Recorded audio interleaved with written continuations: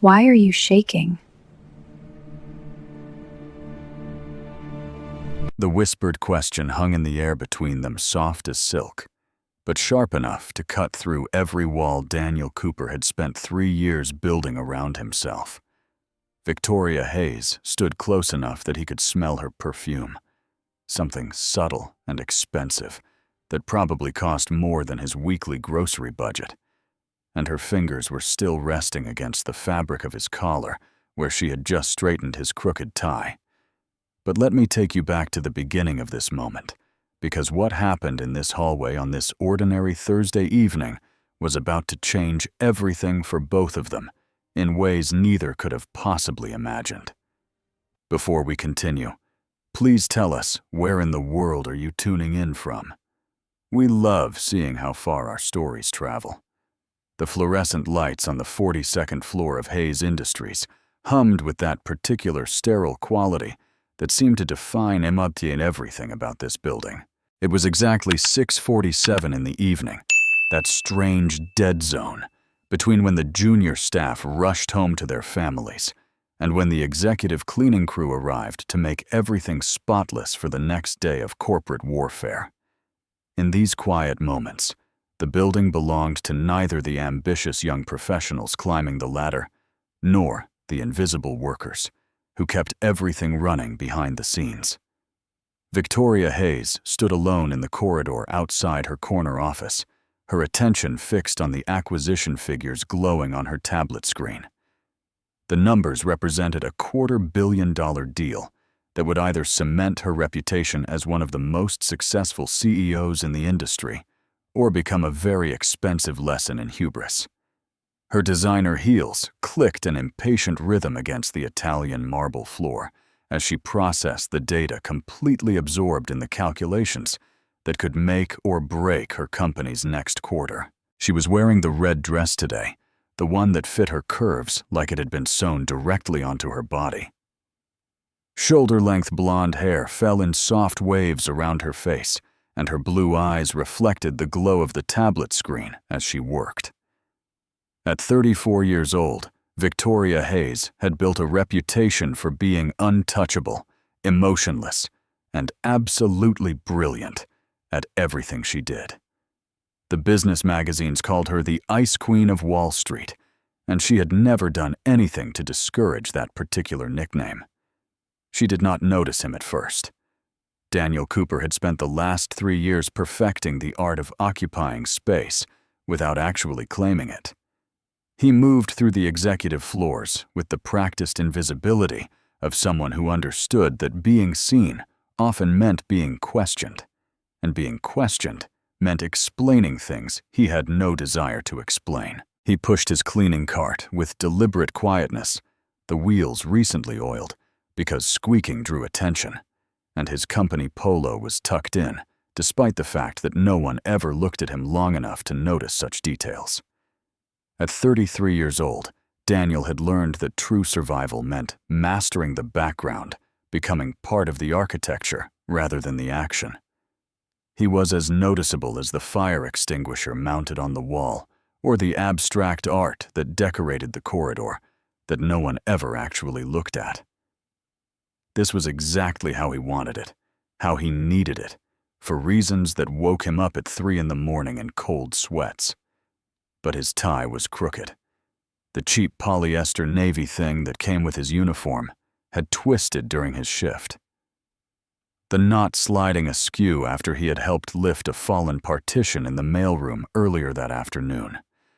It was a small imperfection, the kind of minor detail that would not matter to anyone in the world, except that Victoria Hayes noticed everything. Her entire success had been built on seeing what others missed. The slight hesitation in a negotiator's voice that revealed their true position. The tremor in a competitor's confidence that signaled vulnerability. The single loose thread that could unravel an entire strategy if you knew how to pull it. This attention to detail had made her one of the youngest and most successful CEOs in the country, and it was both her greatest strength and, as she was about to discover, her greatest complication. Her hand moved before her brain fully registered the decision she was making. "Excuse me," Victoria said. Not looking up from her tablet, her voice carrying that particular blend of authority and distraction that characterized powerful people who were accustomed to being obeyed without question. "Your tie." Daniel's entire body went rigid in an instant.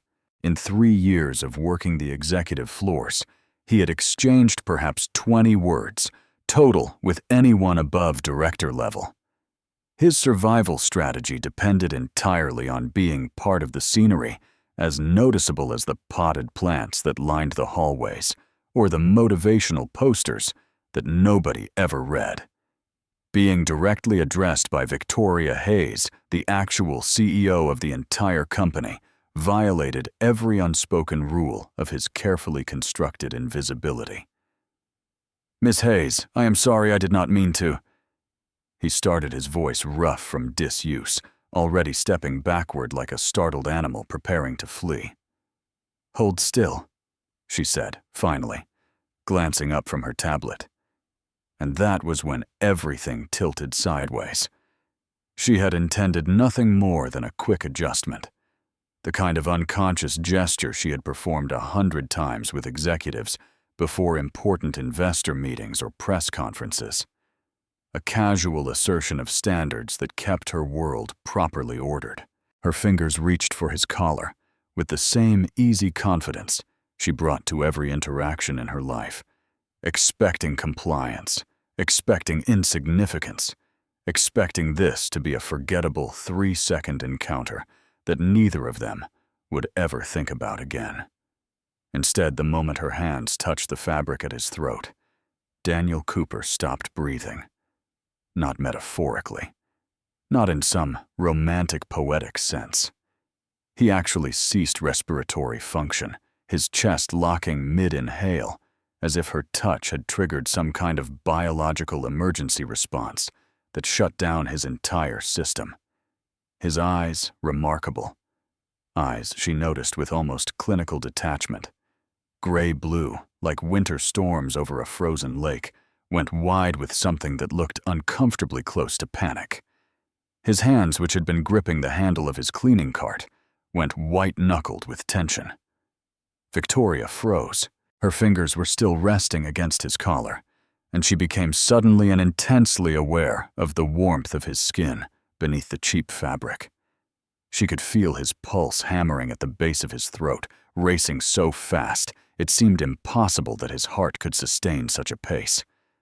The moment stretched into something elastic and dangerous, the fluorescent hummed silence wrapping around them like a living thing that neither of them could escape. "Breathe," she said quietly. Surprised by the gentleness in her own voice, he did.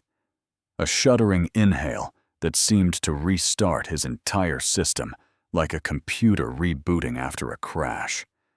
The spell broke. Victoria's hands completed their task with professional efficiency. Straightening the tie, smoothing the collar, then stepping back to a proper distance that felt somehow less comfortable than the closeness had been. The entire interaction had lasted perhaps 10 seconds, but it felt like they had been standing on the edge of a cliff together for an eternity. There she said, her voice returning to its normal controlled modulation. "That is better." Daniel nodded, still apparently incapable of speech, and practically fled down the hallway with his cart. The wheels squeaked loudly because he had forgotten to move carefully. Forgotten all the lessons he had taught himself about being invisible. Forgotten everything except the need to put distance between himself and whatever had just happened.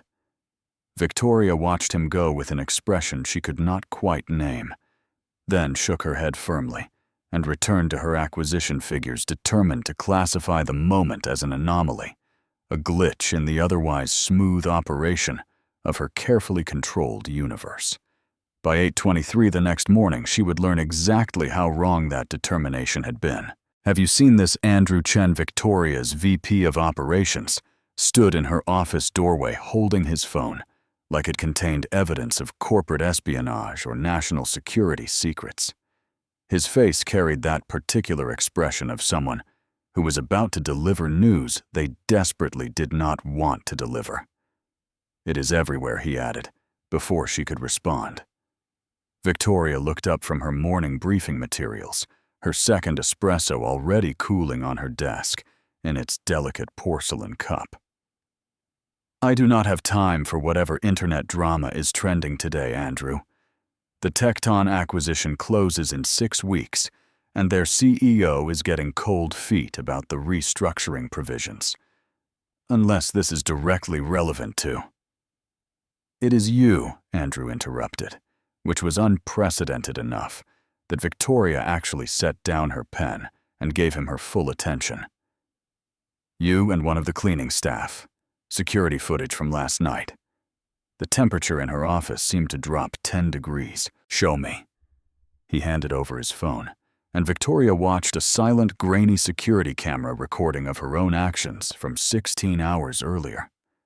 From the elevated angle, the interaction looked completely different than it had felt in the moment. More intimate somehow. The way she had reached for him without hesitation.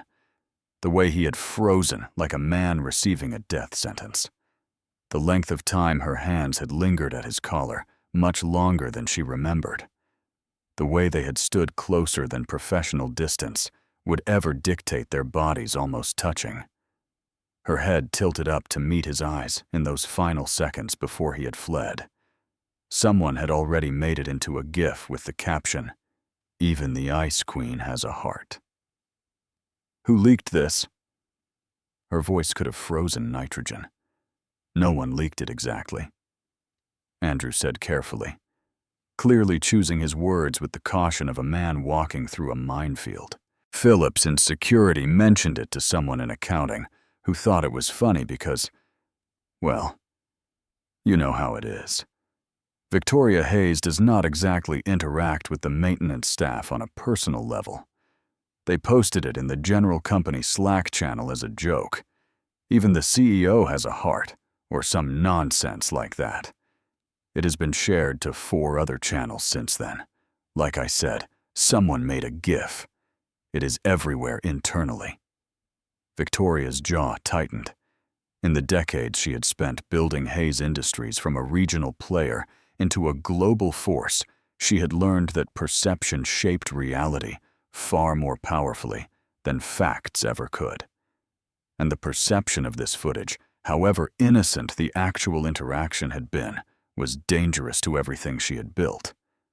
"Remove it," she said flatly, "every single instance, and find out who posted it originally. I want them in HR by end of day." "Already done," Andrew replied.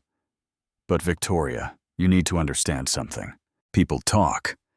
The damage control window on this closed about 3 hours ago, probably while you were still asleep. The rumor mill is already running at full speed." "What rumors?" She kept her voice level, but her fingers had gone completely still on her keyboard. Andrew had worked with her long enough to recognize that stillness as code for controlled fury, barely contained beneath a professional surface. "That you are involved with someone," he said reluctantly. "That the untouchable Victoria Hayes has a secret relationship with a janitor. That it is romantic. That it is scandalous. That it is—" He paused, clearly uncomfortable with what he was about to say. "Look, people are bored. This is entertainment for them, something to gossip about at the coffee machine. By Monday, it will be forgotten." Andrew left her office, but his optimism would prove to be wildly inaccurate. By Monday, the whispers had evolved into a full ecosystem of speculation that had taken on a life of its own. Victoria could feel the change in how people looked at her in the hallways. The slight hesitation before greetings that had always been immediate and deferential, the way conversations would stop abruptly when she approached the break room. Hayes Industries employed 2,400 people across 7 floors of this building, and apparently every single one of them had developed opinions about her personal life. The call came at exactly 7 o'clock in the morning, because Patricia Hayes believed that difficult conversations should always happen before the target was fully caffeinated and capable of mounting an effective defense. Victoria Darling. I have heard the most peculiar story from Constance Hartford. Her mother's voice carried that particular blend of concern and calculation that Victoria had learned to decode in childhood. Every word Patricia Hayes spoke was a chess move, and Victoria had spent her entire life trying to stay 3 moves ahead.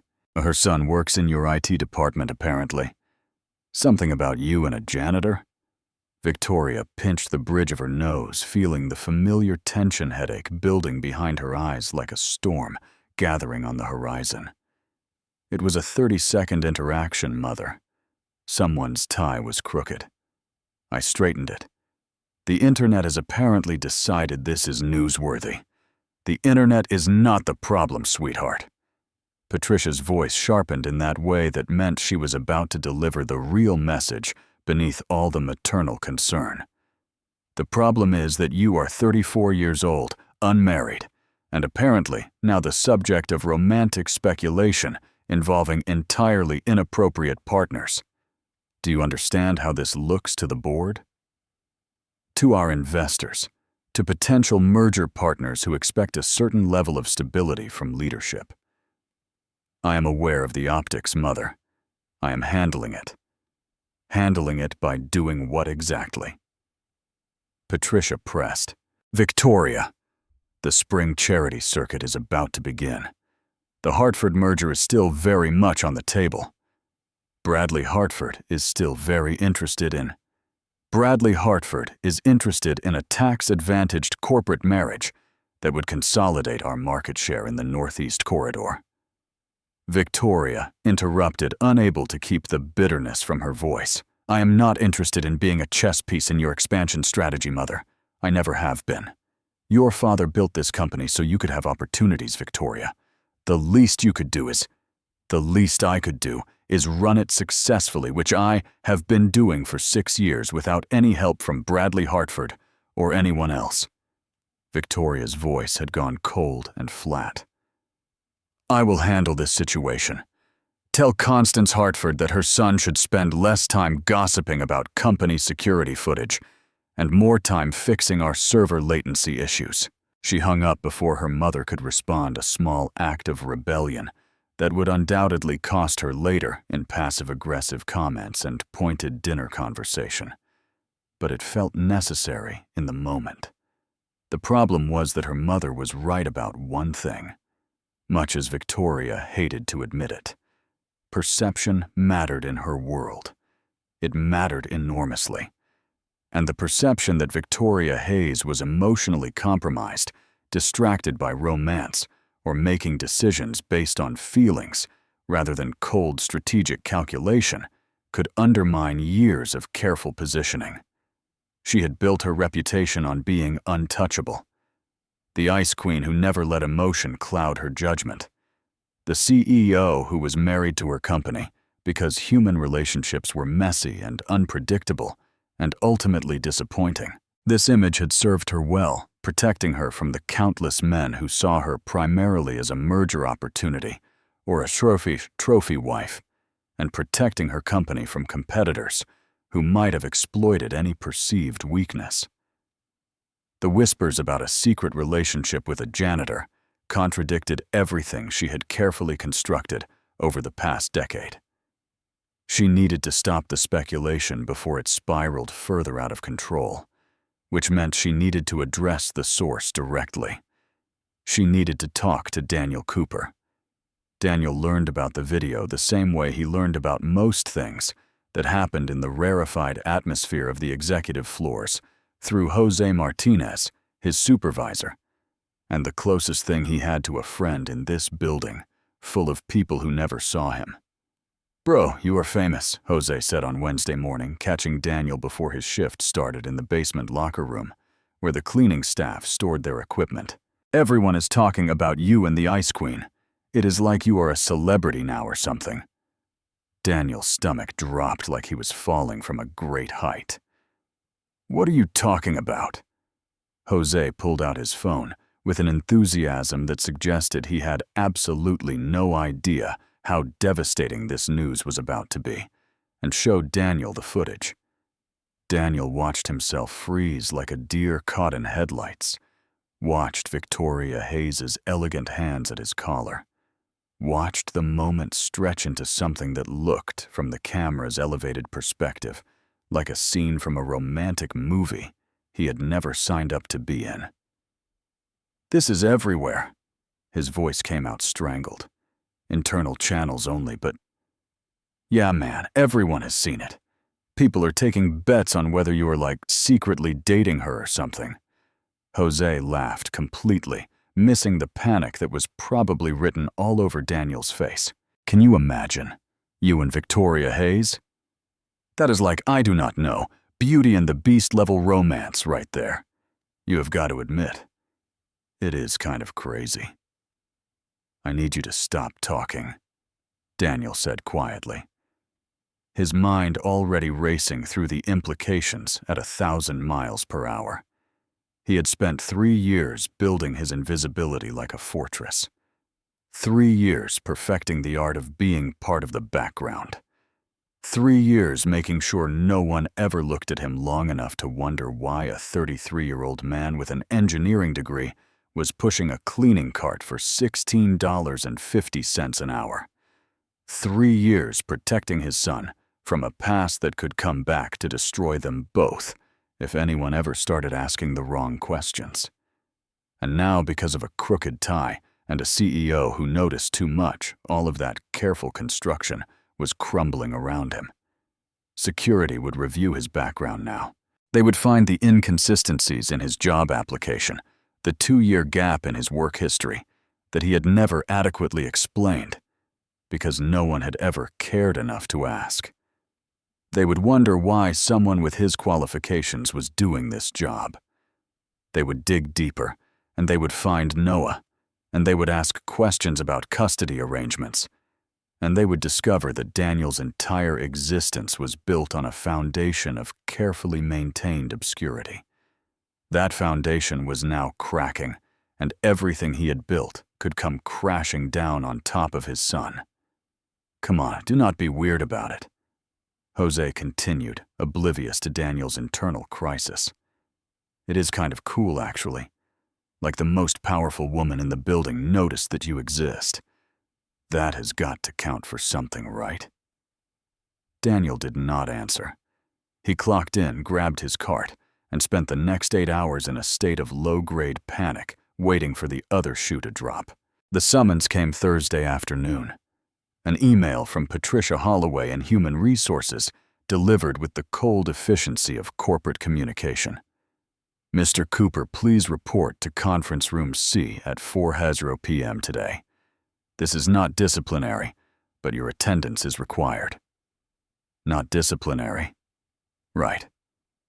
Because HR always specified that when it was true, as if adding those 2 words would somehow make the recipient feel better about being summoned to a glass-walled room where careers went to die.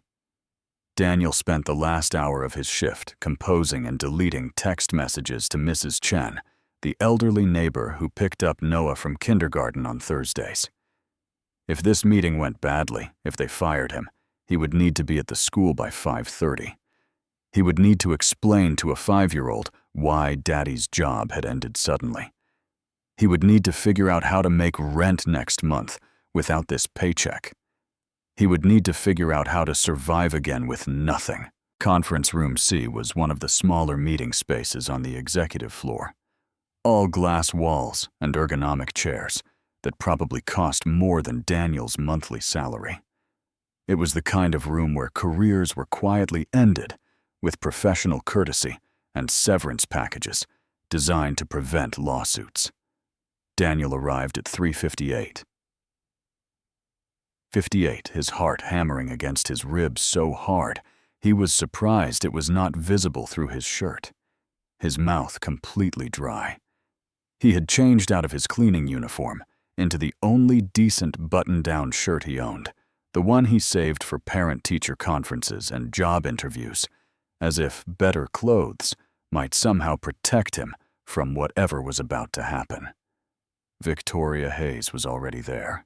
She was seated at the head of the polished conference table, and the shock of seeing her in this context, not glimpsed from a safe distance in a hallway, not captured on grainy security footage, but real and present, and looking directly at him, with those ice-blue eyes, nearly stopped him in the doorway. She was wearing red again, a dress that probably cost more than his car fitted perfectly to her figure, her blonde hair falling in soft waves around her shoulders. She looked exactly like what she was, one of the most powerful women in the business world, someone so far above his station that they might as well have been different species. "Mr. Cooper," she said, her voice professionally neutral, in a way that gave absolutely nothing away. "Please sit down." He sat, keeping his hands flat on the table to hide the fact that they were trembling. The glass walls of the conference room felt like a fishbowl, every person in the corridor able to see this interaction, which would only fuel more speculation about what was happening between the CEO and the janitor. "I'm not going to waste your time with pleasantries," Victoria began, and Daniel appreciated that at least. The waiting was always worse than the actual blow. "I am sure you are aware of the security footage that has been circulating throughout the company." "Yes, ma'am." "Please do not call me ma'am. It makes me feel approximately 90 years old." A slight twist of her mouth that might have been humor, though Daniel was too terrified to be certain. "The situation has created complications for both of us, I imagine." Daniel said nothing, just waited for the actual termination to land. He had already started calculating how long his savings would last, how many applications he would need to submit, how he would explain to Noah that they were going to have to move again. "I have a proposal for you," Victoria said, and Daniel blinked because that was not the sentence he had been expecting. "The rumors about our supposed relationship are damaging my professional reputation. Denial would only fuel more speculation because people love a mystery and hate a boring explanation. But there is another option." She leaned forward slightly, her blue eyes fixed on his with an intensity that made him want to look away and simultaneously made it impossible to do so. "We control the narrative instead of being victims of it. A temporary arrangement. We pretend to be in a relationship for 6 months, long enough for the story to become old news, and then naturally conclude. During that time, you would be compensated significantly for your participation. At the end of the 6 months, we have an amicable, boring breakup that generates no additional interest, and we both move on with our lives improved." Daniel stared at her, certain he had misheard something crucial. "You want me to pretend to be your boyfriend?" "Partner," Victoria corrected. "Boyfriend sounds juvenile. And yes, that is exactly what I am proposing. Before you answer, let me be clear about what you would receive in return." She slid a tablet across the table toward him, the screen displaying a document that looked like a contract. "Monthly compensation that would allow you to eliminate whatever debt you are carrying and establish actual savings. Full health insurance coverage for you and any dependents. An education fund that would be established regardless of how the arrangement ultimately ends. And at the conclusion of our 6 months, a reference letter that would open doors you cannot currently imagine." Daniel looked at the numbers on the screen and felt the floor shift beneath him. The monthly figure alone was more than he currently earned in a year. "Why me?" he asked. "Because none of this made any sense. You could have anyone. You could actually date someone appropriate, someone from your world. Why would you choose to fake a relationship with a janitor?" Victoria's expression flickered with something he could not quite identify. "Because the janitor is already the story. The footage exists. The rumors are already spreading. If I suddenly appear with Bradley Hartford on my arm, people will assume I ended things with you to pursue someone more appropriate, which makes me look shallow and cruel. But if the janitor turns out to be someone I have been quietly seeing for months, someone real and genuine who caught my attention before any of this became public. That is a different narrative entirely. You have thought about this a lot. I think about everything a lot, Mr. Cooper. It is why I am successful. She leaned back in her chair, studying him with those assessing eyes. I am offering you an opportunity to change your circumstances significantly. All I need in return is your cooperation and your discretion. Take the tablet. Review the contract. Think about what you need. We can discuss terms tomorrow. That night, Daniel sat in his tiny one-bedroom apartment, while Noah ate dinosaur-shaped chicken nuggets at their second-hand kitchen table, and chattered about kindergarten politics with the earnest intensity that only 5-year-olds could muster. And then Marcus said that T-Rex could not beat a Spinosaurus, but I told him that T-Rex has a way stronger bite force, like 18,000 pounds or something, and he did not even know what bite force meant. Daddy, can you believe that? That is pretty unbelievable, buddy. Daniel drained the pasta, watching his son through the steam and thinking about Victoria Hayes's offer. The money would change their lives. That was undeniable. No more choosing between paying the electric bill and buying Noah new shoes when his feet grew. No more lying awake at night, calculating whether there was enough in the checking account to cover rent if an unexpected expense appeared. No more of the grinding, exhausting poverty that had defined their existence since Daniel had won custody and started over with nothing but his son and his determination. But money always came with strings, and Daniel had learned the hard way that strings could become chains before you even realized you were trapped. His phone buzzed. An unknown number. This is Victoria Hayes. I realized I did not give you a way to contact me with your decision. This is my direct line. Just the fact that Victoria Hayes had his personal cell number and had texted him like a normal human being felt surreal, like he had accidentally wandered into someone else's life. Daniel stared at the message for a long moment, then typed, I have a son. 5 years old. This would affect him. The response came within seconds, faster than he expected. I understand. That is actually a point in favor of the arrangement. A relationship including a child reads as more authentic, more serious. But we would need to discuss parameters around his involvement. His involvement is not negotiable, Daniel typed back immediately, feeling protective anger rise in his chest like a physical force. He is not a prop. I would not expect him to be. But we would need to be thoughtful about exposure, about what he understands, about protecting him from speculation. I do not have children, Mr. Cooper, but I am not a monster. I am fully aware that a 5-year-old's welfare is more important than corporate reputation management. Daniel set down the phone, served Noah his dinner, and tried to focus on his son's continuing dissertation about dinosaur combat capabilities. But his mind kept returning to that conference room, to Victoria Hayes's face, when she had laid out her proposal with the calm efficiency of someone negotiating a business deal, to the education fund provision in the contract that would guarantee Noah's future, regardless of what happened between the adults. She was thinking about his son's welfare. That surprised him more than anything else.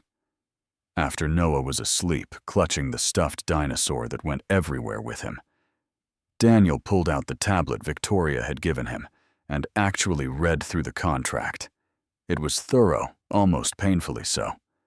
Public appearances at specified events, social media coordination, appropriate relationship behaviors in professional settings, a detailed compensation structure tied to completion of the 6-month term, termination clauses that protected both parties, an ironclad non-disclosure agreement that would survive the end of the arrangement. But there were also protections he had not expected. Clauses about maintaining his privacy outside of agreed-upon public appearances. Language protecting any dependence from media exposure without explicit consent. A guarantee that his employment at Hayes Industries would continue regardless of the arrangement's outcome. The education fund provision that made his throat tight with emotion he tried not to feel. Victoria Hayes was offering him a deal, yes, but she had structured it like someone who understood that he had something precious to lose, something to protect. At 11 o'clock at night, Daniel picked up his phone and texted, "I need to meet with you again to discuss terms around my son. If we can agree on that, I will sign." The response was immediate. "Tomorrow, 8 a.m. My office. Bring him if you need to." Daniel stared at that last line for a long time. Bring him if you need to.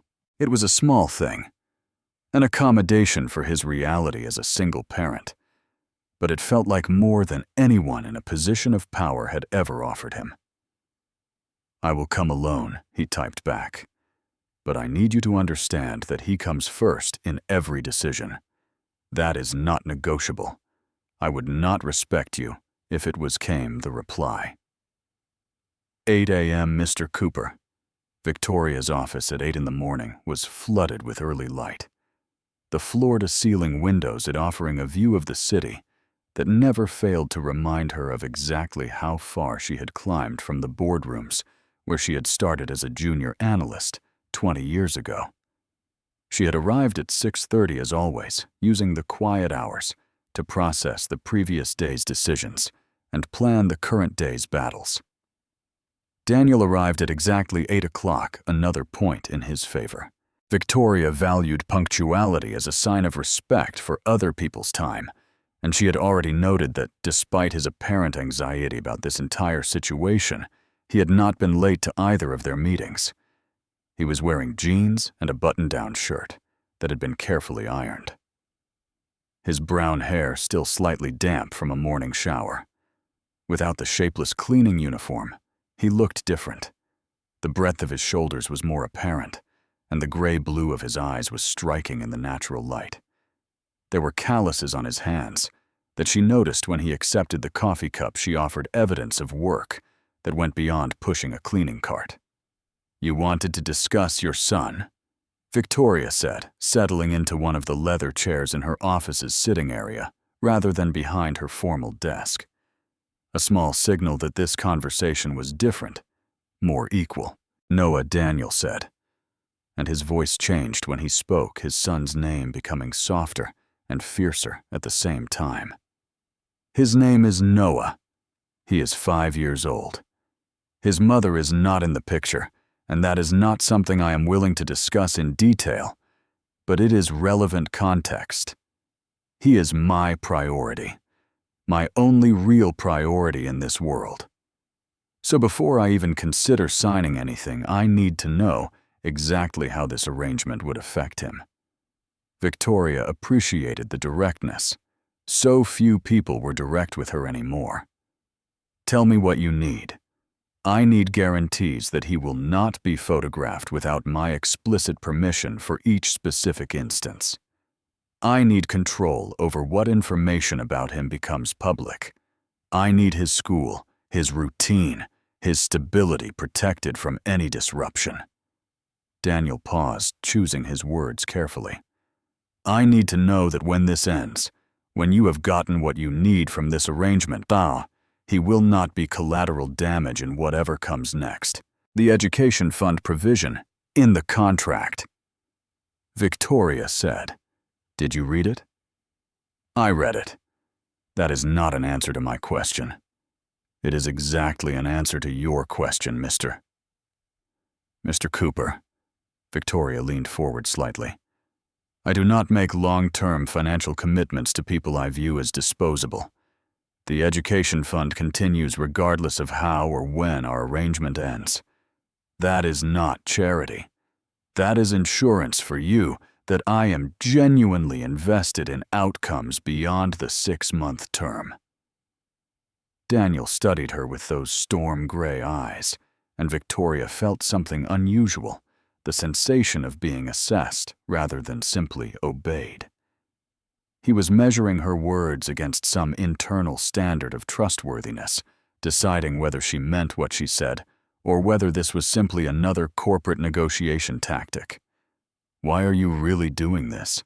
he asked quietly. "The real reason, not the reputation management explanation you gave yesterday. What is actually at stake for you here?" Victoria considered deflecting, maintaining her professional distance the way she always did. But something about the way he was looking at her, the way he had centered his son's welfare above everything else, including the life-changing money she was offering, made her choose honesty instead. "My family is pressuring me toward a strategic marriage," she said. Bradley Hartford, CEO of Hartford Industries. "It would be a merger disguised as a wedding, combining our company's consolidating market share, making both families significantly wealthier. He is appropriate. He is connected. He is completely bloodless and treats every conversation like a negotiation.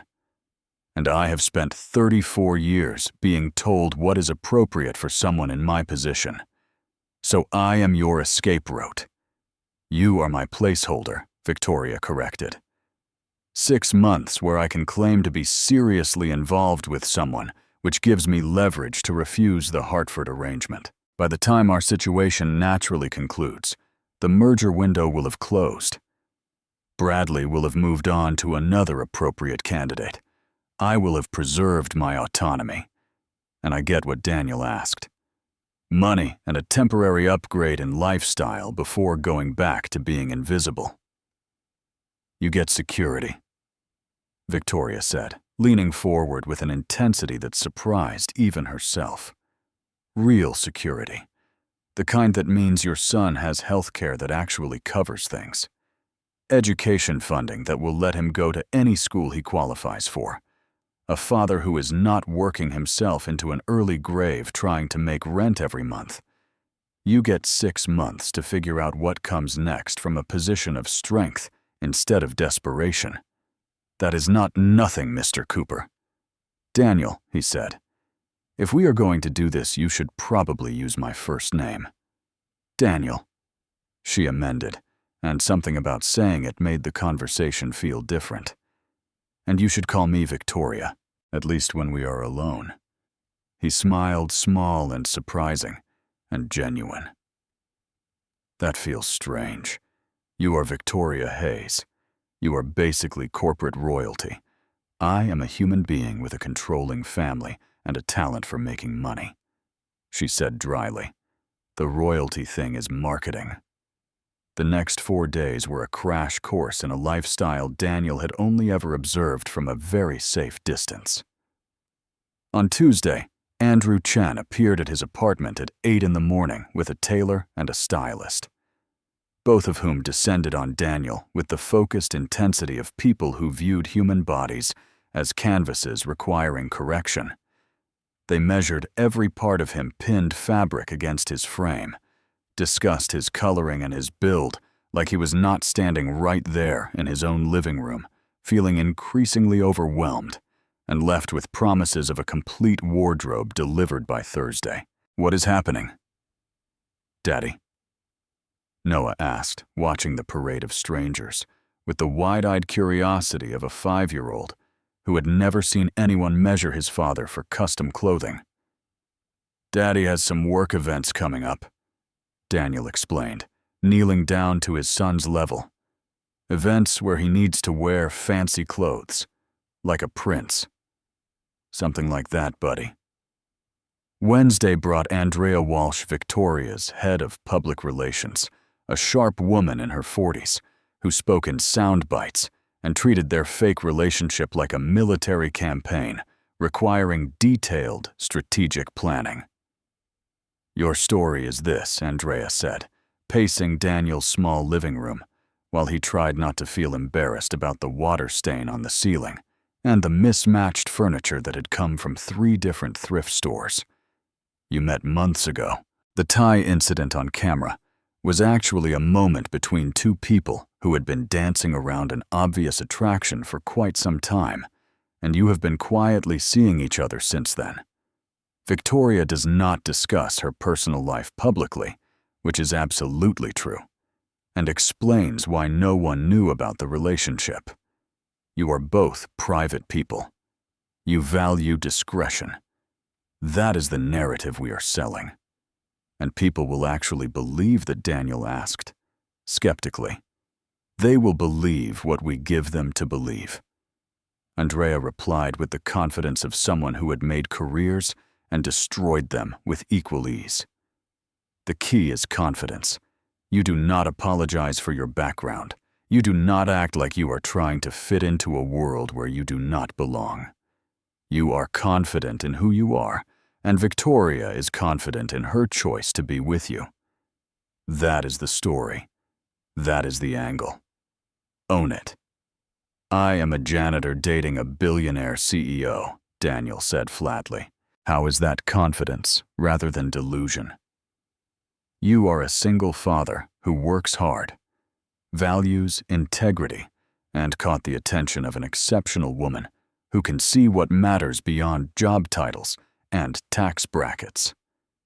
Andrea fixed him with a look that brooked no argument. You are not trying to be something you are not. You are not apologizing for who you are. That is the angle, and if you can sell it with genuine conviction, people will believe it, because they want to believe that kind of story is possible. Thursday brought the actual wardrobe delivery.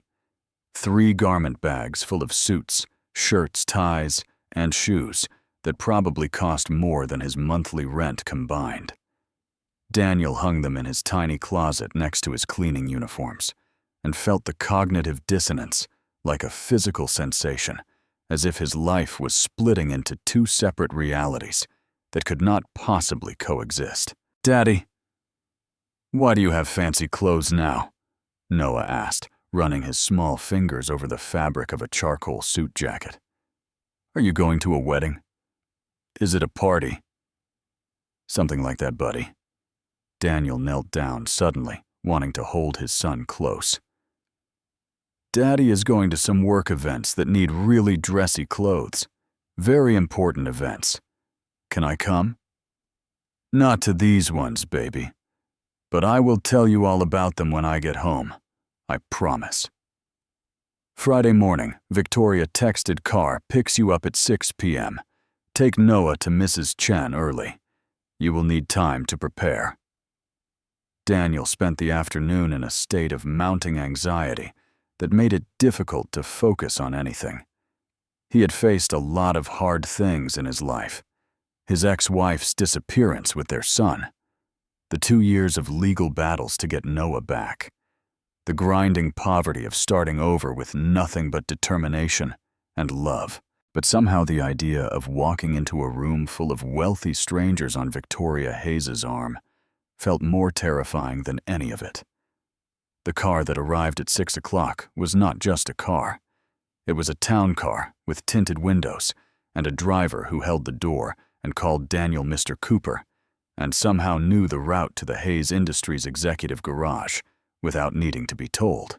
Daniel sat in the leather interior, watching the city slide past through the dark windows, and wondered at what point, if ever, he would stop feeling like an imposter wearing someone else's expensive clothes.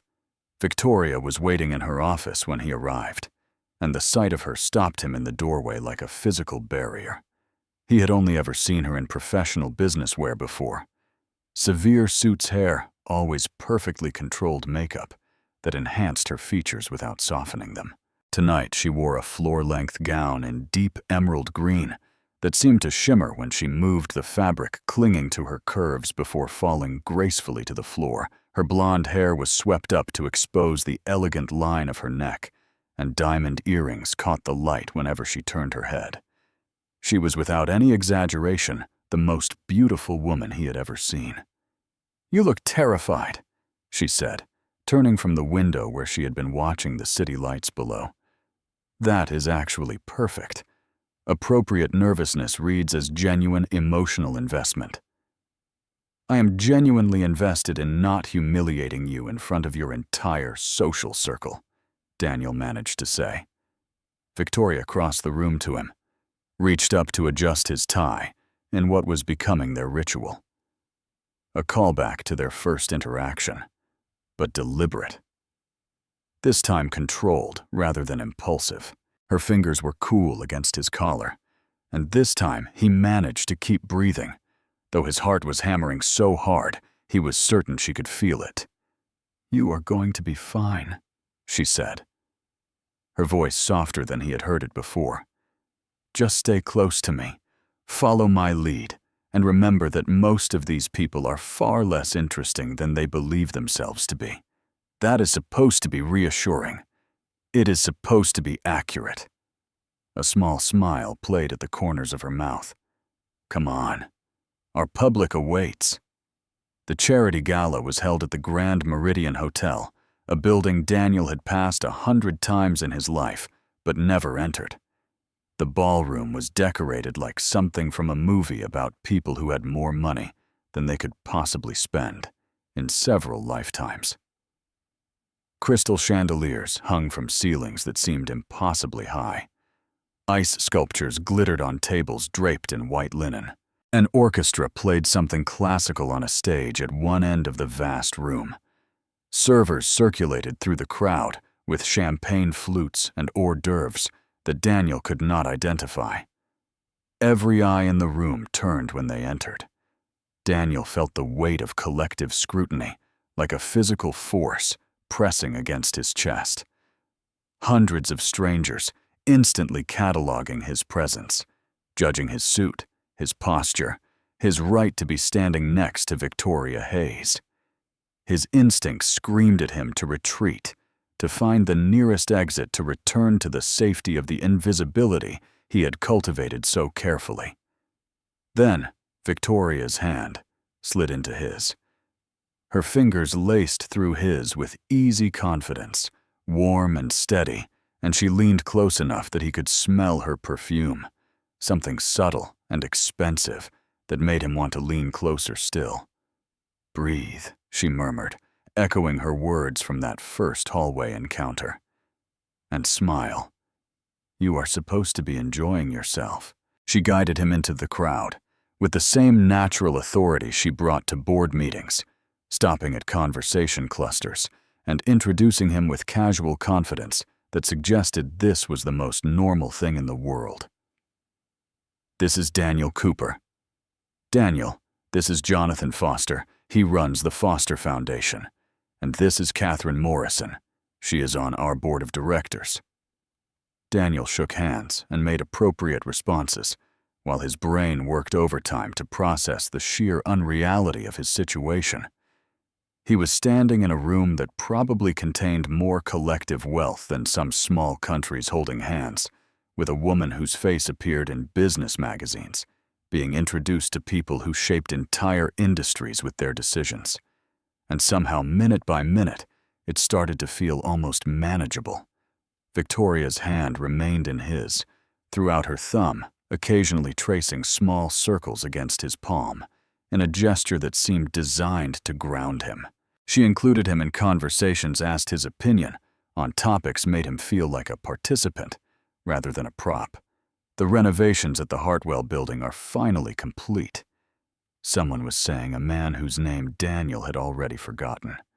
Though the cost overruns were absolutely criminal, we had to terminate 3 contractors. That is often a communication issue more than a competence issue, Daniel heard himself say, and immediately wondered where that confidence had come from. Different teams working from different assumptions, nobody catching the disconnect until it shows up in the budget. I have seen it happen a lot in construction projects. Victoria squeezed his hand, slightly approving. The real test came 2 hours into the evening when they were approached by a man Daniel recognized from his research, Bradley Hartford. He was everything Daniel was not, tall and polished in a way that spoke of generations of wealth and breeding. Expensive suit that fit so perfectly, it might as well have been a second skin. Hair styled with the kind of casual perfection that required professional intervention.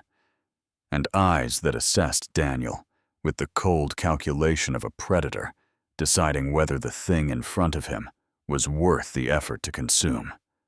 Victoria Bradley said, and even his voice was smooth and cultivated. "I was not expecting to see you here tonight. I heard you had been distracted lately." "Bradley?" Victoria's voice could have cut glass. "Distracted is such an interesting word choice. I prefer focused. On your new friend, apparently."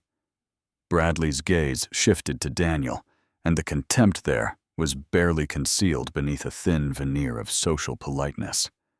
Interesting choice. Very democratic.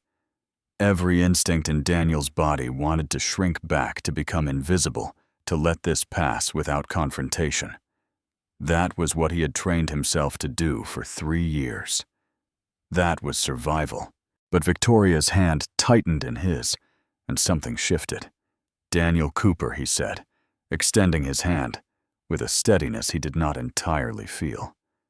"And you are—" Bradley's eyebrows rose slightly at being asked to introduce himself, as if the concept of someone not knowing who he was had never occurred to him.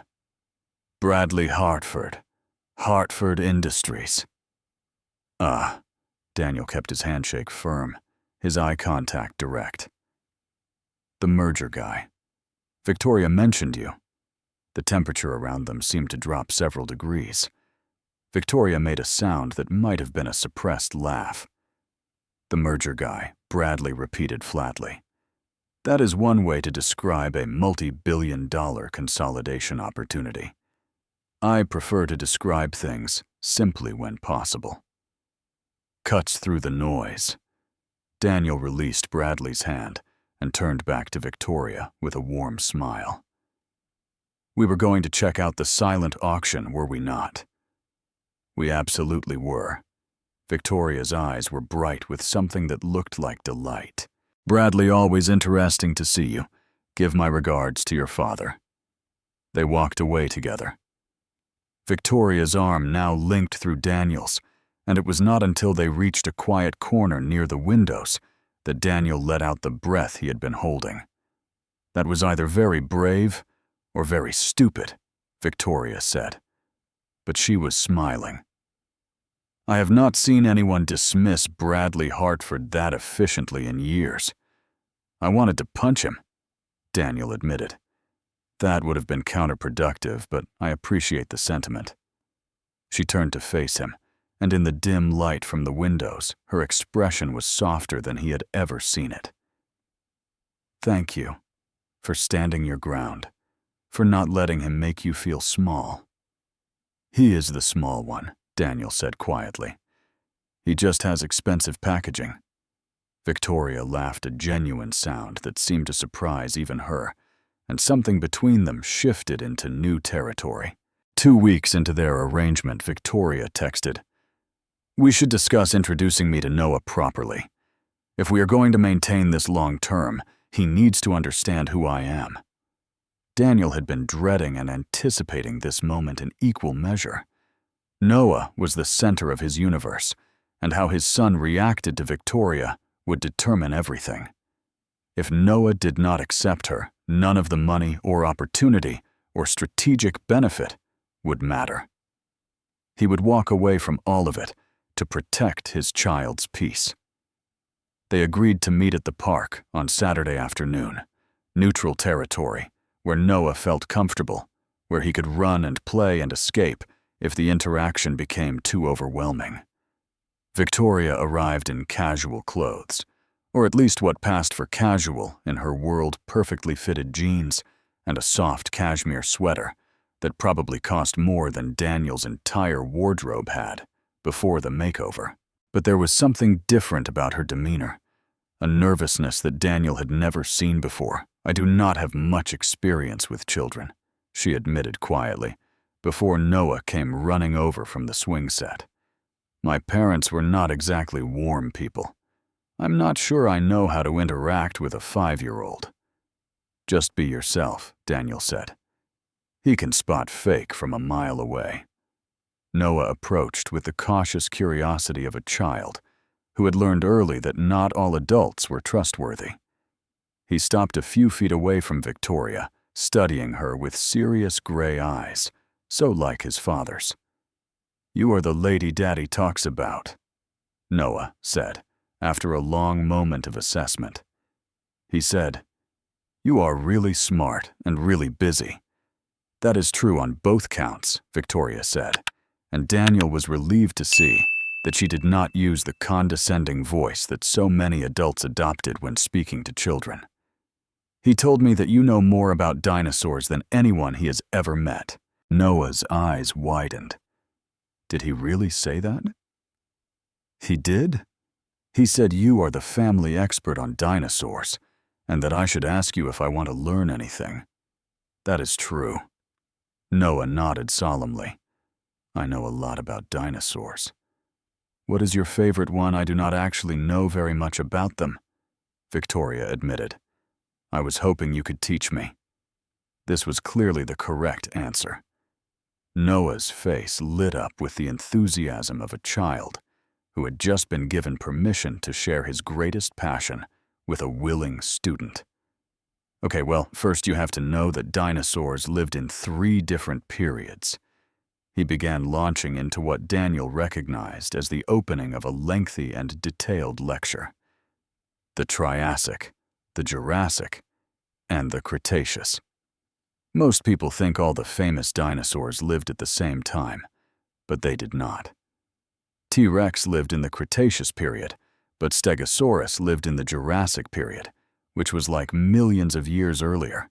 Victoria listened with apparent genuine interest, asking questions that demonstrated she was actually paying attention rather than just waiting for the child to stop talking. When Noah pulled out his plastic dinosaur collection from his backpack, she examined each one with the seriousness that the 5-year-old clearly expected.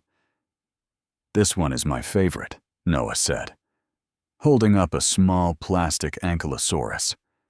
Because it has armor and a club tail, so it could protect itself from predators. Even T-Rex could not bite through the armor.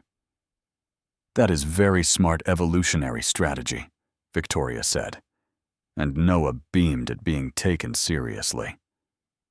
They spent the next hour walking through the park, while Noah pointed out everything that was interesting. To a 5-year-old, the squirrels gathering acorns, the duck family in the pond, the best trees for climbing the slide.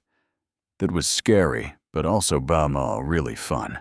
Victoria listened to everything, asked questions, and somehow managed not to check her phone once despite being the CEO of a company that probably required her attention constantly. On the way back to the parking lot, Noah reached up and took Victoria's hand. With his free one, his other hand already holding Daniel's. The 3 of them walked together connected, and Daniel felt something in his chest expand with an emotion he was afraid to name. I like her, Daddy. Noah said in the car after Victoria had driven away in her sleek black Mercedes. She listens really good, and she did not talk to me like I'm a baby. Some grown-ups do that, and I hate it. I noticed that, buddy. Is she going to be around more? Would you like her to be? Noah considered this with the gravity of a 5-year-old making a major life decision. Yeah, he said finally. I think she is nice, and she makes you smile different than usual.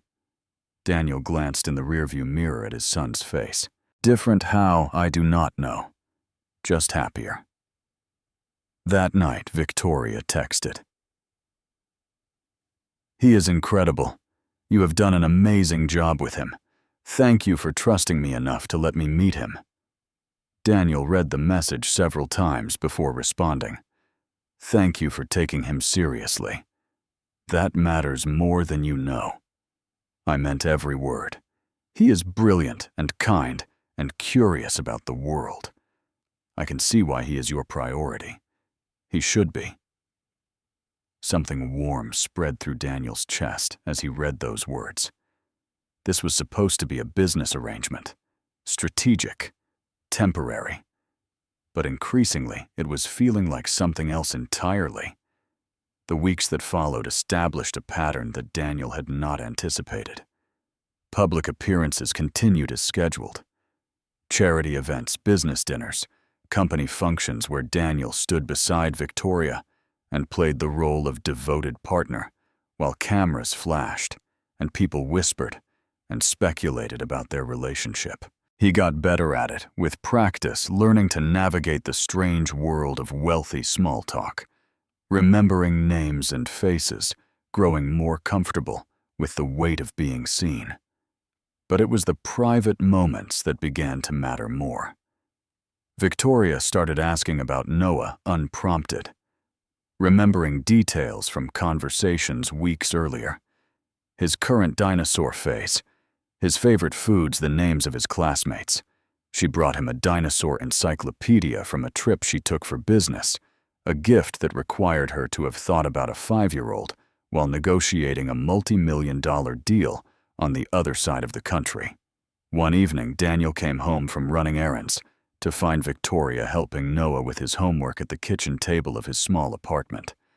She had arrived early for a scheduled event preparation session, and Ms. Chen had let her in, and instead of reviewing notes or making phone calls while she waited, she had apparently decided to explain the difference between addition and subtraction using dinosaur stickers as visual aids. And if the T-Rex eats 3 of the 5 velociraptors, Noah was saying seriously, then how many velociraptors are left? Well, that is subtraction, Victoria said with perfect academic seriousness. 5 minus 3 equals 2. So 2 very nervous velociraptors remain. Noah giggled. The velociraptors should run away. That would be the strategically sound choice. Yes. Daniel stood in the doorway, watching them, something constricting in his chest. This was not the Victoria Hayes who commanded boardrooms and negotiated billion-dollar deals. This was someone softer, someone who had set aside her armor to connect with a 5-year-old over dinosaur mathematics. He was in trouble. He knew he was in trouble, but he could not seem to make himself care. Late at night, after Noah was asleep and the apartment was quiet, they started talking on the phone.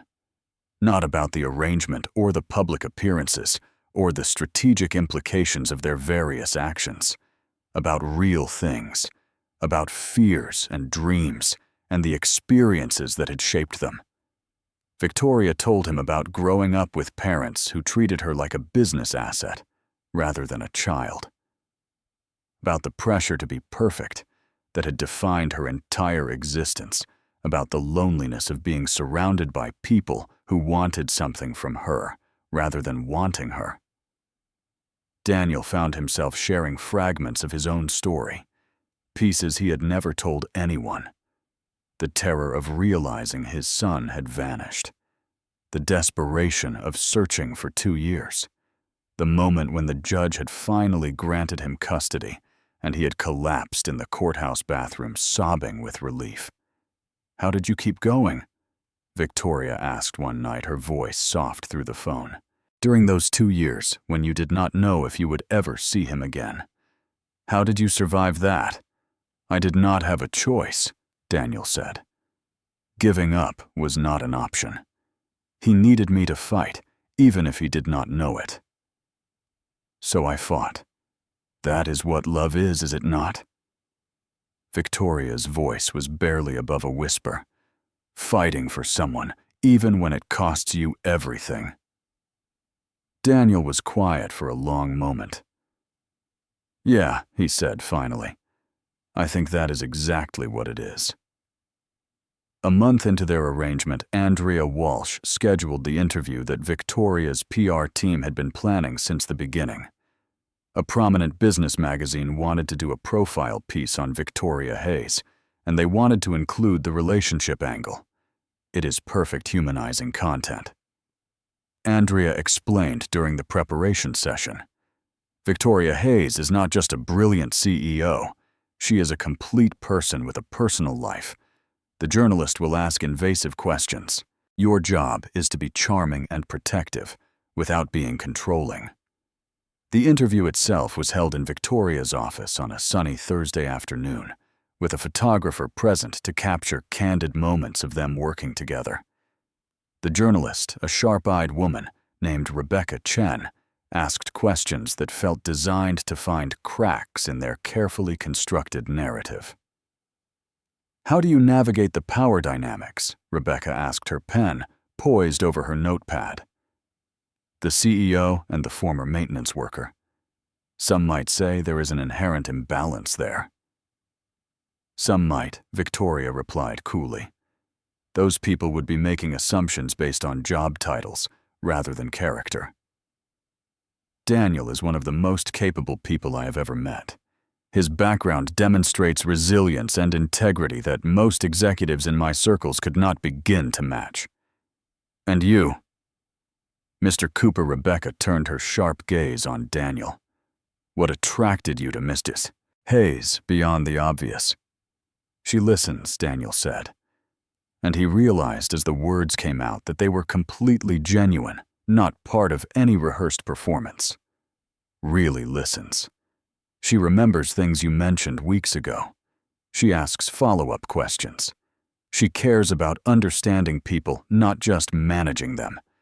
That is rarer than you would think, in any world, not just hers." After the interview concluded, and the journalist left with her photographer, Victoria sank into her office chair with visible exhaustion. "I hate those interviews," she admitted. "Every personal question feels like an invasion, like they are trying to find the crack in my armor so they can exploit it." "You were good at it, though," Daniel said. "Natural, confident. Years of practice at performing whatever version of myself people need to see." She looked up at him, something vulnerable in her expression that she rarely allowed anyone to witness. Do you ever get tired of it?" "The constant performance every single day," Daniel admitted. "But then I remember why I am doing it, and it gets easier." "And why are you doing it?" Victoria pressed, standing up and crossing to where he stood by the window. "Really beyond the money and the security. What is the thing that makes all of this worth it?" He could have deflected. Should have deflected, probably. But the afternoon light was slanting through the windows in golden bars, and Victoria was looking at him with an openness he had never seen before, and the words came out before he could stop them. "Because spending time with you has stopped feeling like an obligation," he said quietly. "It started feeling like something I actually look forward to. And I know that was not part of the deal. I know it probably makes everything more complicated. But it is true." The air between them felt charged with something electric and dangerous. "Daniel," Victoria said softly, and his name in her mouth sounded different than it ever had before. "We cannot, I know." His voice was barely above a whisper. "I know this is supposed to be temporary and professional and carefully bounded. I know all of that, but it does not change how I feel." She closed her eyes briefly, and when she opened them again, there was something there that looked terrifyingly like hope mixed with the fear. "This is a mistake," she whispered. "Probably." And then she was kissing him, and it was nothing like the performative gestures they had shared at public events. This was real and desperate and terrifying in its intensity. Daniel's hands found her waist, pulling her closer, and Victoria made a sound that was half surrender and half relief, like she had been holding her breath for weeks and could finally exhale. When they broke apart, both breathing hard, neither moved away. "That was definitely a mistake," Victoria said, but she was smiling. "The worst possible mistake," Daniel agreed. Neither of them stepped back. For the next several days, they tried to pretend that the kiss had not happened. They maintained professional distance during work hours. They performed their roles at public events with the same practiced ease they had developed. They told themselves that it was an anomaly, a moment of weakness, something that did not need to be repeated or examined. They were lying to themselves, and they both knew it. The breaking point came on a quiet evening in Victoria's office. After an exhausting day of meetings and negotiations, that had left both of them drained. Daniel had stayed late, ostensibly to review some documents for an upcoming event, but really just because neither of them wanted him to leave. "I keep thinking about what you said," Victoria admitted, her voice soft in the dim light of her office.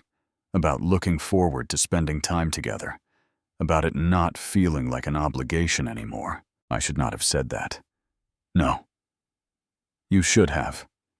She turned to face him, her expression more open than he had ever seen it. "Because I feel the same way, and I do not know what to do with that." Daniel set down the document he had been pretending to read. "What do you mean?" "I mean that I built my entire career on control, on knowing exactly what I want and exactly how to get it, on never letting emotions interfere with strategic decisions." She moved closer to him, her blue eyes searching his face. "You were supposed to be a business arrangement, a mutually beneficial transaction with clear parameters and an expiration date. You were not supposed to matter. But I do." "Yes." The word came out almost like a confession. "You matter. Noah matters. This family that is not even really mine matters more to me than almost anything else, and I do not understand how that happened." Daniel stood moving toward her, slowly giving her every opportunity to step back. "I think it happened because we stopped performing when we were alone. I think it happened because we started being honest with each other about real things." "I do not do honest," Victoria said, but she did not step away. "Honest is dangerous in my world." "I know." He was close enough now to touch her, but he kept his hands at his sides. "But it is the only thing I have to offer. I cannot compete with the Bradley Hartfords of the world. I do not have money or connections or power. All I have is the ability to see you clearly and care about what I see." Victoria's breath caught. "That is more than anyone has ever offered me. Then let me offer it." Daniel reached up slowly, giving her time to pull away, and cupped her face in his hands. "Let this be real, not because it is strategically sound, not because it benefits the arrangement, but because it is what we both actually want." She kissed him instead of answering, and this time neither of them pretended it was a mistake. Later curled together on the couch in her office as the city lights twinkled far below them. Victoria said, "If we are going to do this, really do this, I need to know everything. You keep deflecting when I ask about your past, about Noah's mother, about why you were working as a janitor when you clearly have capabilities far beyond that." Daniel tensed. He had known this moment would come, had dreaded it since the first time he felt something real for Victoria. The truth about his past was not pretty. It was not the kind of story that inspired confidence or trust, but she deserved to know what she was stepping into. If this was going to be real, it had to be built on honesty. "His mother's name is Sarah Daniel," began the words, feeling like broken glass in his throat. "We met in college, got married young, had Noah. I thought we were happy. I thought we had built something good." Victoria weighted her hand, finding his in the darkness. "When Noah was 3 years old, Sarah took him. Daniel had to stop, the memory still sharp enough to cut after all these years. Just disappeared one day. I came home from work, and the apartment was empty. No note, no explanation, nothing. She had been planning it for months, I found out later. Liquidated accounts, changed her name, crossed state lines. Oh, God," Victoria breathed. "Daniel. It took me 8 months just to find them. 8 months of not knowing if my son was alive, not knowing where in the country he was, not knowing what was happening to him." Daniel's voice cracked slightly. "And then another 16 months of legal battles to get him back. Sarah's family had money. They hired expensive lawyers. They dragged out every hearing filed, Every possible motion made the process as painful and expensive as they possibly could. How did you survive that? I did not really. Not in any meaningful sense. I lost my engineering job because I could not focus on anything except finding Noah. Lost our house because I could not make the payments. Lost our savings on legal fees. By the time the judge finally granted me full custody, I had nothing left except the clothes on my back and the determination to give my son a stable life. Victoria was quiet for a long moment. That is why you became invisible, she said finally. That is why the janitorial job. You needed to disappear. I needed stability more than I needed a career. Daniel confirmed. The job had benefits, consistent hours, no questions asked. I could pick up Noah from school every day. I could be present, really present in a way I could not be if I was climbing some corporate ladder and working 60-hour weeks. The money was terrible, but it gave me what mattered most: time with my son and the safety of not being noticed by anyone. And then I noticed you. And then you noticed me. Daniel managed a small smile and destroyed all that careful invisibility with one crooked tie. I am sorry, Victoria said quietly. I had no idea what I was disrupting. Do not be sorry. Daniel squeezed her hand. You did not destroy anything. You offered me something I could not build on my own. Not just money or security, but the possibility of actually living again, instead of just surviving. They talked until the sun began to rise, sharing pieces of themselves that neither had ever offered to anyone else. Victoria told him about growing up in the Hayes family, where love was conditional on achievement, and affection was a tool for manipulation rather than an expression of genuine feeling. Her father had seen her as a business asset from the moment she could speak, grooming her to eventually take over the company he had built. Her mother had been more interested in social positioning and advantageous marriages than in anything resembling maternal warmth. I learned early that showing emotion was weakness, Victoria admitted. That vulnerability invited exploitation. So I built walls. I became the Ice Queen because it was safer than being hurt. That sounds incredibly lonely. It was. It is. She turned to look at him in the early morning light. But you make me want to be different. You and Noah. When I am with you, I feel like I can be myself instead of performing some version of myself that other people need to see. That is all I have ever wanted, Daniel said simply. Just you. Not the CEO. Not the Hayes family legacy. Just Victoria. She kissed him again softly this time, and when she pulled back, there were tears in her eyes. I am falling for you, she whispered. I have been for weeks, maybe since the beginning, and I have no idea what to do about it, because it complicates everything and makes nothing strategically sound, and I have never felt this way about anyone in my entire life. Daniel pulled her close, holding her against his chest. Then we figure it out together. We make our own rules. We let this be whatever it needs to be, not what anyone else expects it to be. That terrifies me. I know. He kissed the top of her head. It terrifies me too. But I would rather be terrified together than safe alone. The next morning, over coffee in Victoria's apartment, they established the parameters of their new reality. At work, we maintain professional boundaries, Victoria said. I cannot show favoritism, and you cannot be seen as getting special treatment. Whatever this is between us, the company has to remain separate. Agreed. Noah's welfare is paramount. If at any point this situation starts to harm him in any way, we step back and reassess.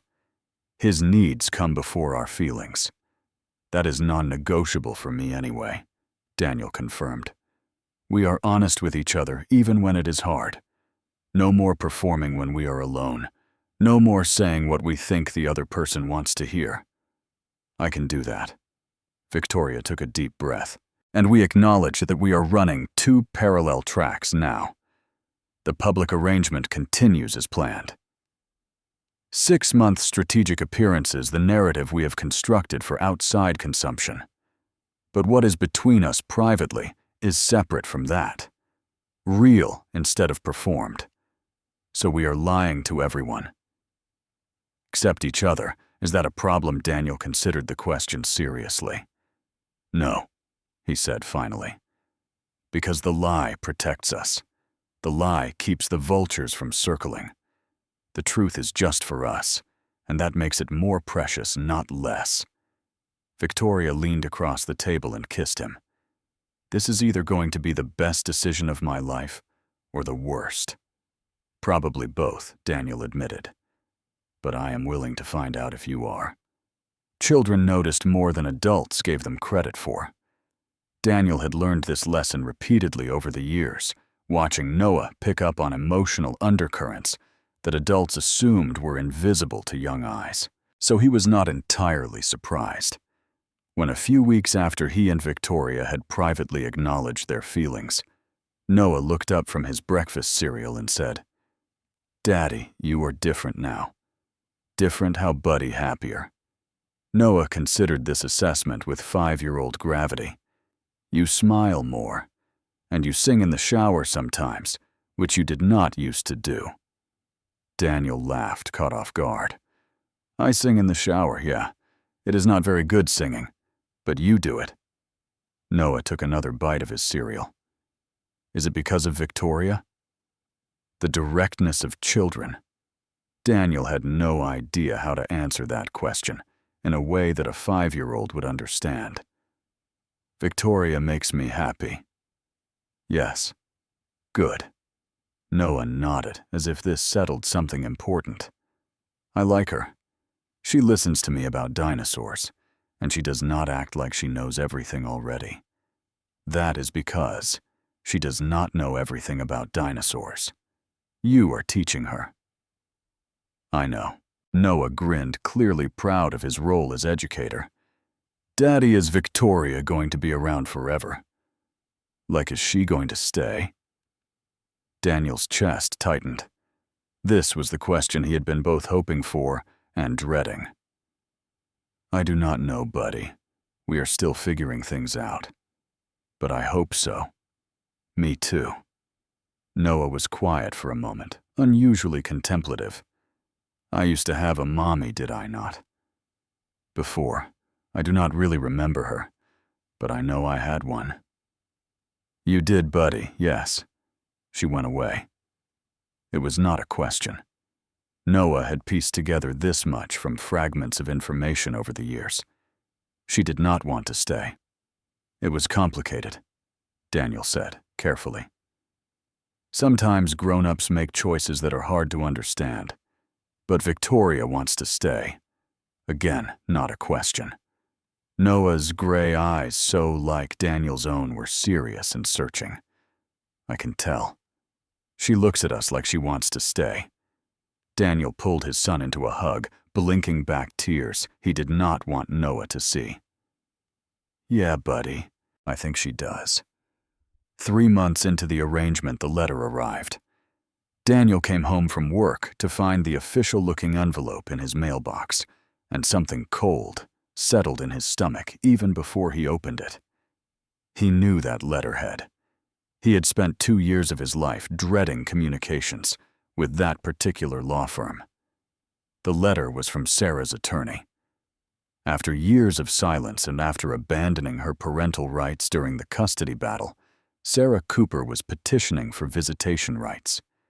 The document claimed that she had completed rehabilitation for issues that had contributed to her temporary absence from Noah's life, that she had maintained sobriety for 2 years, that she had undergone extensive therapy and was now in a stable living situation, that she deeply regretted her past actions and wanted the opportunity to rebuild a relationship with the son she had been forced to leave behind.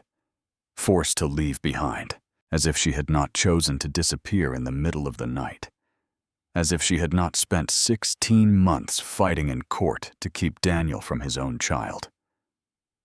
Daniel's hands were shaking as he read the letter.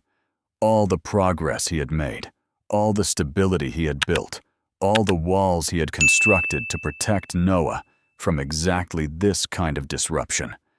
And Sarah was trying to bulldoze through all of it with a single legal filing.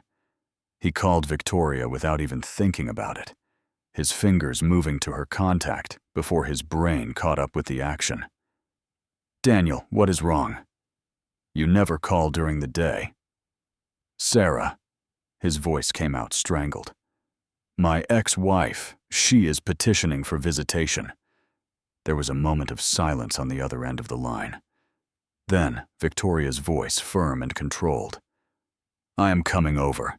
Do not do anything until I get there. Do not respond to anyone. Do not call any lawyers. Do not make any decisions. I will be there in 20 minutes. She arrived in 18, still wearing the power suit from whatever meeting she had walked out of to come to him. Daniel met her at the door, and something in his expression made her pull him into her arms without saying a word. They stood like that for a long moment. Her holding him trying to remember how to breathe. "Tell me everything," she said, finally guiding him to the couch. "From the beginning. I need to understand what we are dealing with." Victoria's family attorney, Catherine Morrison, was one of the best family law specialists in the state. Within 48 hours of the letter's arrival, she had reviewed Daniel's entire case file and developed a strategy. The good news is that Sarah voluntarily surrendered her parental rights during the original custody proceedings, Catherine explained, spreading documents across her conference table. That is not easily reversed. The court will be very skeptical of any attempt to reestablish contact after such a clear legal separation. "And the bad news?" Daniel asked. "The bad news is that she has rights as a biological parent that cannot be completely extinguished. If she can demonstrate genuine rehabilitation and a stable lifestyle, the court may be inclined to grant some form of supervised contact." "She kidnapped our son Daniel," said flatly. "She disappeared with him for over 2 years. She traumatized him. How is that not disqualifying?" "It should be, and we will certainly argue that. But judges have wide discretion in family matters, and they often favor reunification when possible. We need to build the strongest possible case for why contact would be harmful to Noah's welfare." Victoria spoke up for the first time. "What about character witnesses? People who can testify to Noah's current stability and the potential disruption this would cause." Catherine looked between them with the assessing gaze of someone who had seen many complicated family situations.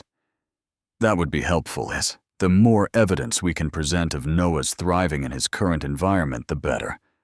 "I will testify," Victoria said. Without hesitation. "I have seen how he is with Daniel.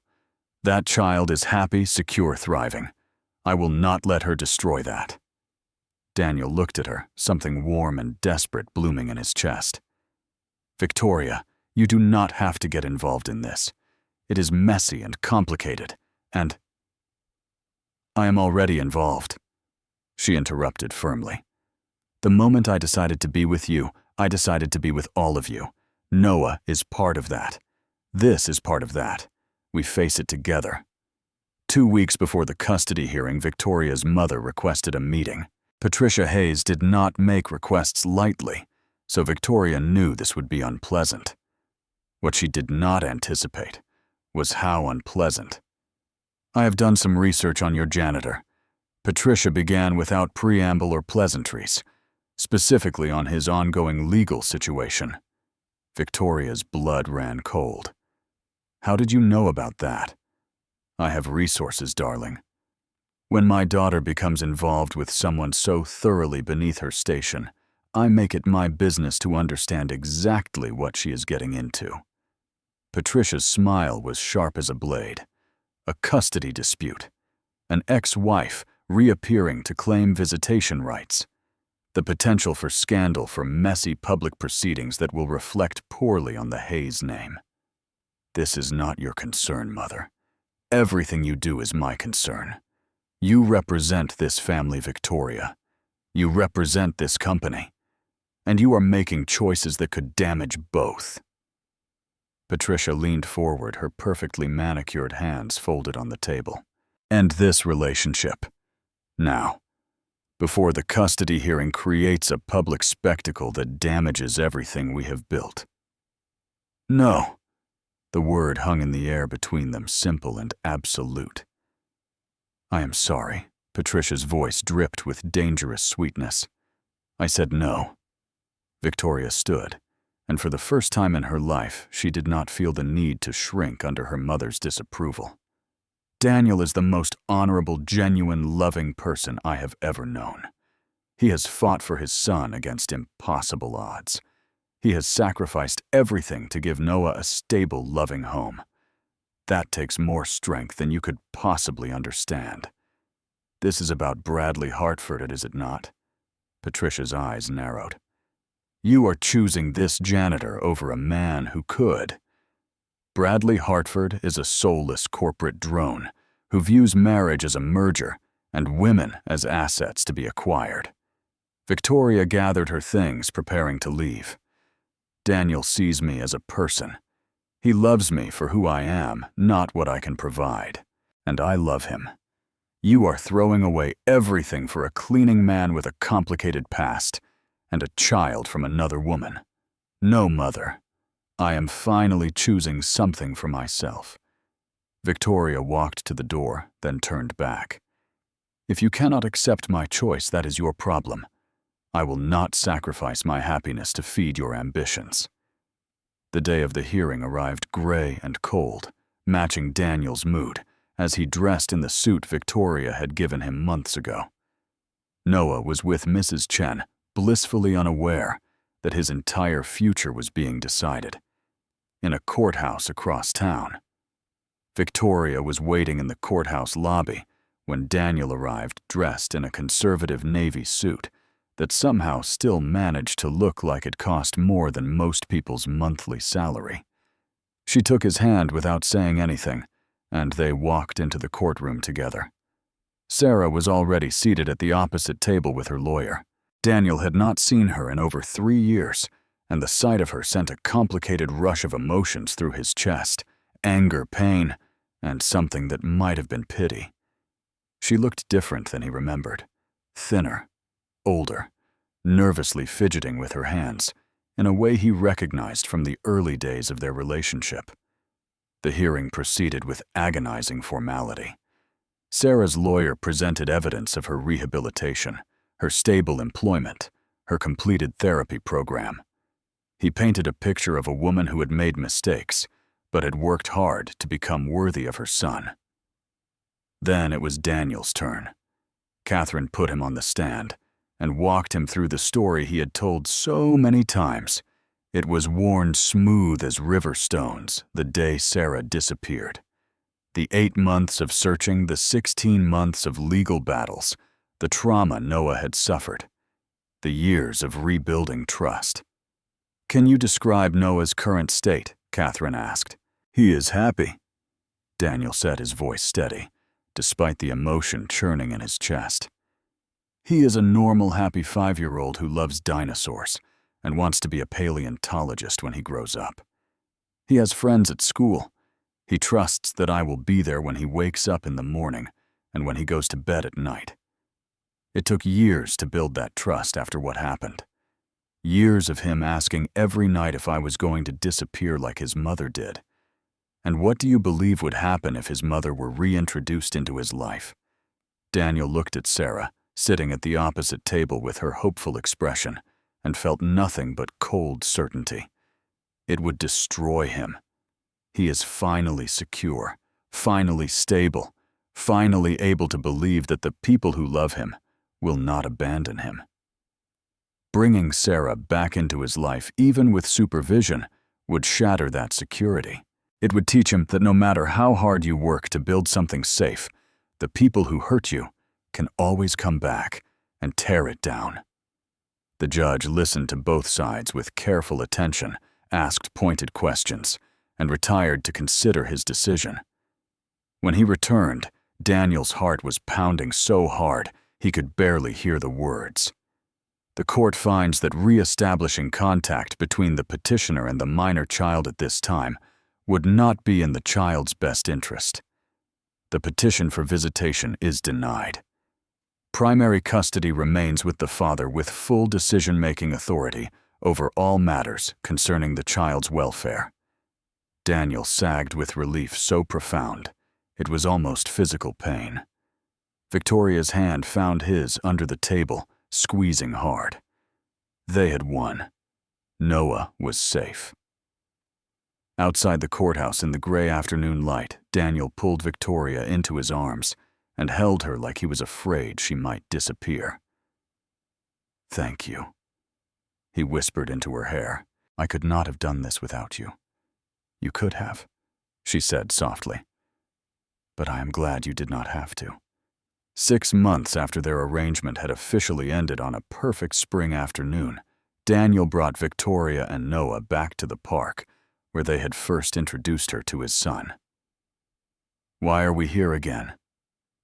"Daddy," Noah asked, skipping ahead on the path. "We were just here last week. I know, buddy. But this is a special trip." Victoria walked beside Daniel, her hand in his, looking curious. She was wearing jeans and a soft sweater, casual in a way she rarely allowed herself to be, and Daniel thought she had never looked more beautiful than she did in this moment. He had been carrying the ring for 2 weeks, waiting for the right moment. And somehow standing in the place where his son had first accepted Victoria into their lives felt exactly right. "Noah, come here for a second." His son bounded over all 5-year-old energy and enthusiasm. Daniel knelt down in the grass so he was at Noah's eye level. "Buddy, you know how much I love you, right?" "Yeah, Daddy. You tell me every day." "Good. Because I want to ask Victoria a very important question, and I need your help." Daniel pulled the small velvet box from his pocket and opened it, showing Noah the ring inside. "What do you think? Is this pretty enough?" Noah's eyes went huge. "Daddy, is that a marry ring?" "It is, buddy. I want to ask Victoria to marry us, to be part of our family forever. What do you think about that?" Noah's face split into the biggest grin Daniel had ever seen. "Yes, ask her. Ask her right now." Daniel stood turning to face Victoria, who had her hands pressed to her mouth and tears streaming down her cheeks. "Victoria Hayes," he said, his voice steady, despite the emotion threatening to overwhelm him. "6 months ago you fixed my tie in a hallway. You asked me why I was shaking and I could not answer because I did not have words for what I was feeling. I had never been truly seen before. I had spent years making myself invisible, and then you saw me anyway." He took her hands in his, feeling her tremble. "You saw me, and you chose me. You saw Noah, and you loved him. You have been there for us through legal battles and family drama, and all the messy, complicated pieces of our lives. You have never asked us to be anything other than exactly who we are." Victoria was crying openly now, but she was smiling too. "I love you," Daniel said. "I love you for your brilliance and your kindness, and the way you take Noah's dinosaur fact seriously. I love you for standing up to your mother and fighting for our family. I love you for every moment of every day we have spent together." He lowered himself to one knee, holding the ring up to her. "Will you marry me? Will you be my wife and Noah's mother? Will you let us be your family?" "Yes, Noah," shouted, jumping up and down beside them. "Victoria, say yes. I want you to be my mom." Victoria laughed through her tears, pulling Daniel to his feet and kissing him soundly.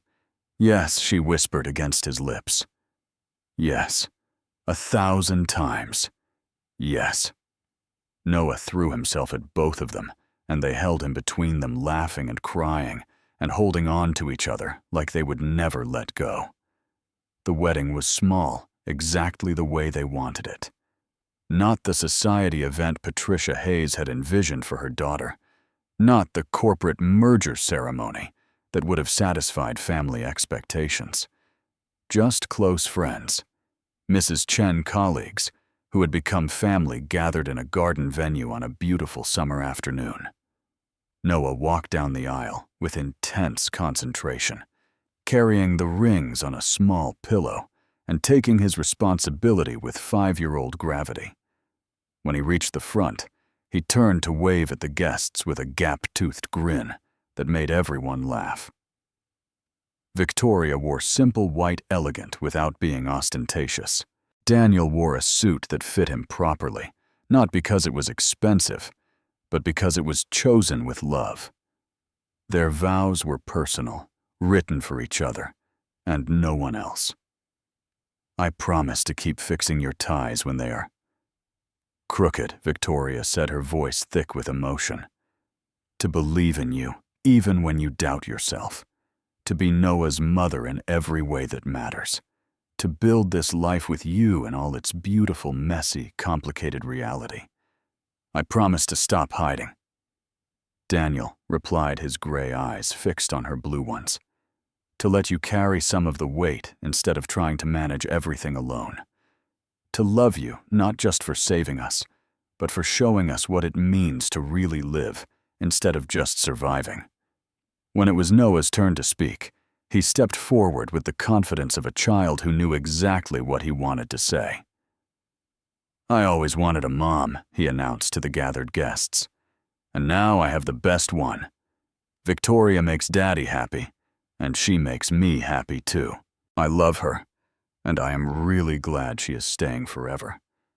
There was not a dry eye in the garden.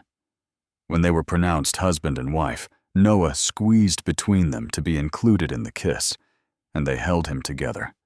3 people who had become one family, through love and choice, and the determination to never give up on each other. 1 year later, on an ordinary Saturday morning that felt extraordinary in its normalcy, Daniel woke to the sound of Noah bouncing on their bed. Didi, Victoria, wake up. It is pancake day. Victoria groaned and pulled a pillow over her head, and Daniel laughed at how far she had come from the controlled CEO who never showed weakness. They made pancakes together in the kitchen of the house they had bought as a family, close enough to Daniel's work and Noah's school and Victoria's company that everyone's life could intertwine without anyone sacrificing too much. Noah helped pour batter and made a mess that would require significant cleanup, and Victoria managed to only burn 1 pancake, which was a significant improvement from her early attempts. Daddy Noah said around a mouthful of pancake, "Are you happy, Daniel?"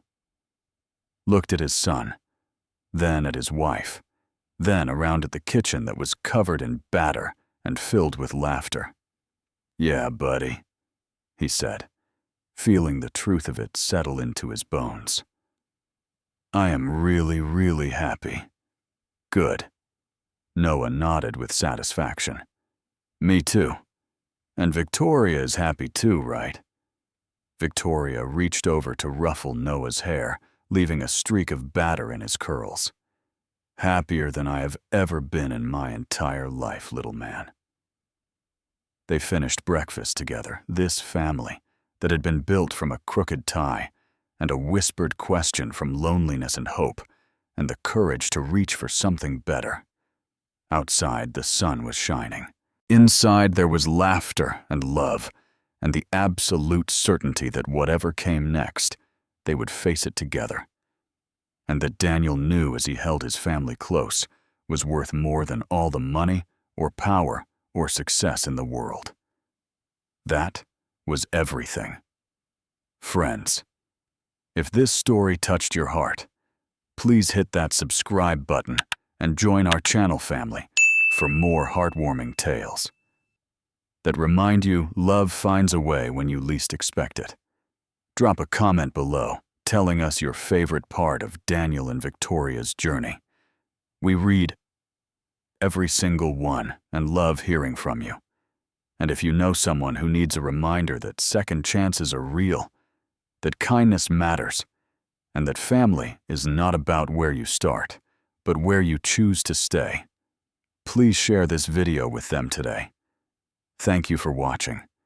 And remember, sometimes the greatest love stories begin with the smallest moments. A crooked tie, a whispered question, and the courage to be seen.